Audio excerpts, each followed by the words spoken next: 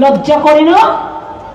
দেশ স্বাধীন করেছে যারা, বন্দে মাতরম ন্যাশনাল সং গেয়েছেন যারা, জনগণ মন অধিনায়ক গিয়েছেন যারা, জয় হিন্দ নারা দিয়েছেন যারা, আজকে তাদের উপর অত্যাচার, তাদের বাদ দেওয়া।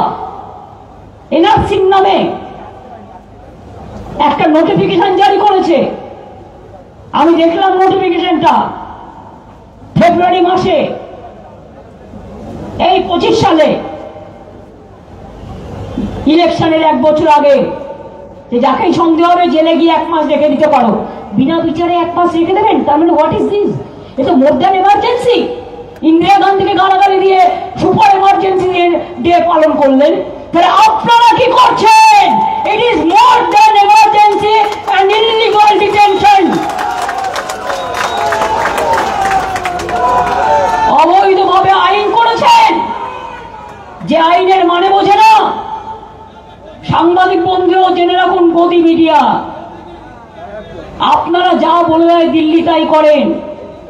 আপনারাও একদিন নিউজ কভার করতে যাবেন, আপনাদেরও কিন্তু ডিটেনশন ক্যাম্পে রেখে দেবে বাংলায় কথা বললেই। আমি এখন ঠিক করেছি, আমি বাংলায় বেশি করে কথা বলবো।